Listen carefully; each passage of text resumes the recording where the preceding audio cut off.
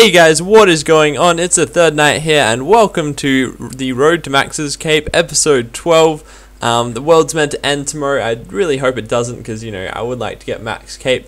That's just according to the main calendar, like, bullshit stuff. But, yeah, hopefully I see you guys tomorrow. Anyway, we're going to start today off with level 85 construction. That was very quick, because I screwed up the recording, and I was doing a daily challenge of 120, mahogany magic armor cases, I think it was, and it was incredibly boring, but it was free construction XP basically anyway, because it was a daily challenge. So I was just like, oh, whatever, I'll do it. And I sort of looked over at my screen a bit, sort of looked over at YouTube a bit, looked back, oh shit, I got the level. So yeah, apologies about that, but I did get it. You could see it in the chat there. So didn't go on a private server for that one.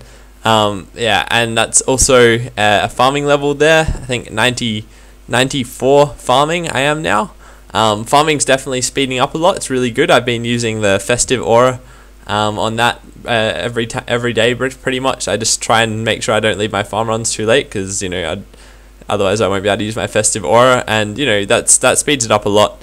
The spirit trees are obviously like really good as well, and yeah, I don't know, just getting into regular farming runs, it all builds up a lot. Like, I would look at how much XP I was off the next level, and it was like 700k XP. I'm like, oh, how the hell am I meant to do that? And then I would get that relatively quickly if you like get into the routine and stuff. So that was kind of cool. I'm gonna also obviously there was a double dungeoneering XP weekend as well on the weekend. Hopefully you guys were able to make it out to that. I definitely was not able to do it as much as I wanted, but I still got a nice it was about 4.2 million dungeoneering XP throughout the weekend. Can't be 100% certain on that, because obviously the counter was including I really should have said it so it just counted dungeoneering XP. Anyway, it sort of included some other XP, but it was around 4 mil, I would say, dungeoneering XP. So that was level 107 dungeoneering, so that was a really nice level. Unlocked a new floor, unlocked a new boss. Gonna be cool to check all of that out. Big thank you to a guy called Promise, that's his RuneScape username, or Dano, for being such an awesome keyer and stuff, and arranging really awesome teams and stuff. Because yeah, same with like everyone else who came along and stuff. It was a lot of fun, and it was some great XP and everything. But yeah, I really enjoyed that. I mean, dungeoneering is like so fun as long as you've got the right team, and you know, Dano's just a pro keyer, so, you know, shout out to him. But anyway, so that was kind of cool. We weren't really looking to break any records. But at the same time, we still did get some fairly fast floors, and I'm definitely happy with anything under 20 minutes. I know that standard I should probably change now that, you know, dungeoneering sped up a lot with all the recent updates and everything, you know, new binds and everything. But yeah, it was we got a lot of floors around 12 to 14 minutes as well. And so yeah, I should probably be aiming for like 15-minute floors. But yeah, I really don't mind as long as it's under 20 minutes, because, you know, that, like 15 minutes, that's like a tiny amount of time, and then like 12 to 14 minutes, you know, that's a lot of large dungeon floors you can get per hour. It's definitely the fastest skill in the game when you can do it properly like that. Especially the bonus XP helped a lot. The double dungeoneering XP and tokens helped. So that was really cool. But I've been doing a lot of rune crafting as well now, and so yeah, I also got 108 dungeoneering with that double dungeoneering XP weekend as well. But yeah, I only got to spend pretty much like half of a day, and maybe like I stayed up like fairly late doing as much dungeoneering as I could.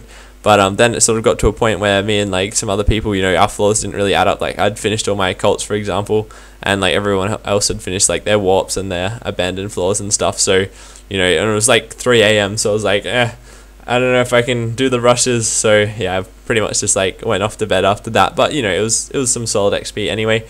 But yeah, as I was just saying, I've been doing a lot of rune crafting now, and I'll just be doing farming runs as often as possible, as well as mixing in the player-owned ports whenever my ships get back, and I'll also be trying out the hunter minigame.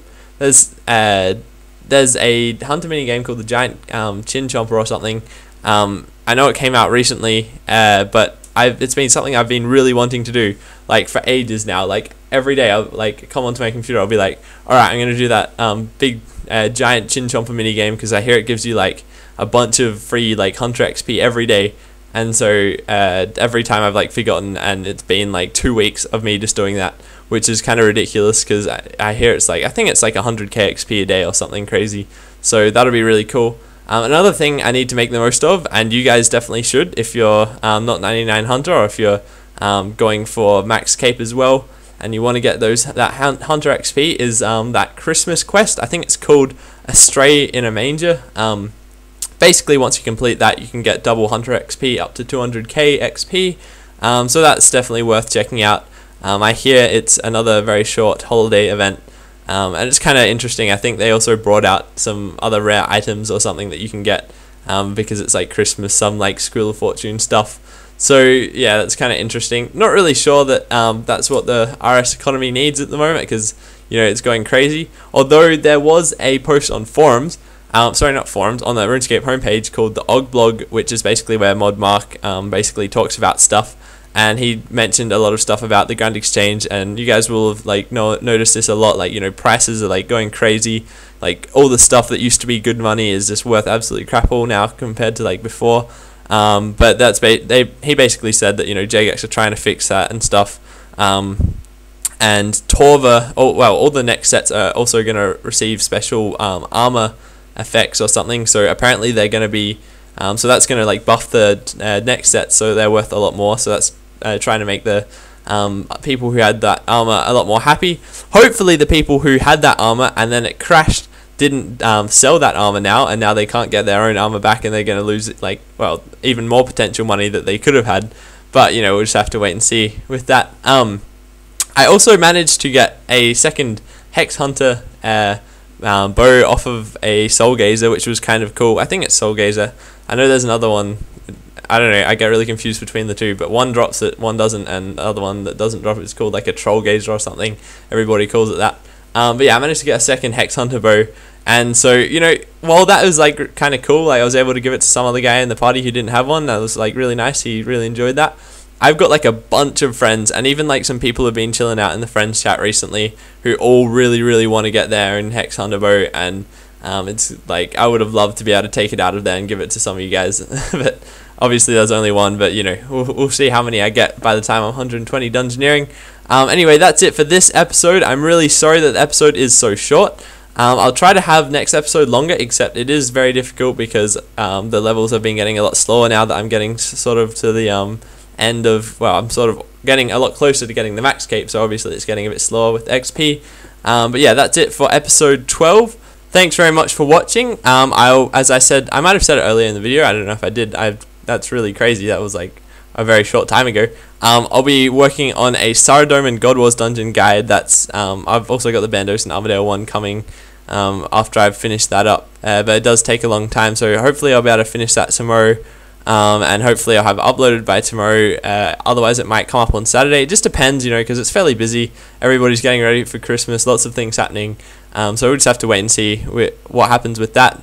But I definitely want to show you guys that as fast as possible, because it is really nice at the moment. It's like Sara's like a lot easier than before. You can just camp there forever. It's pretty much like Zammy, except you just got to concentrate a bit more.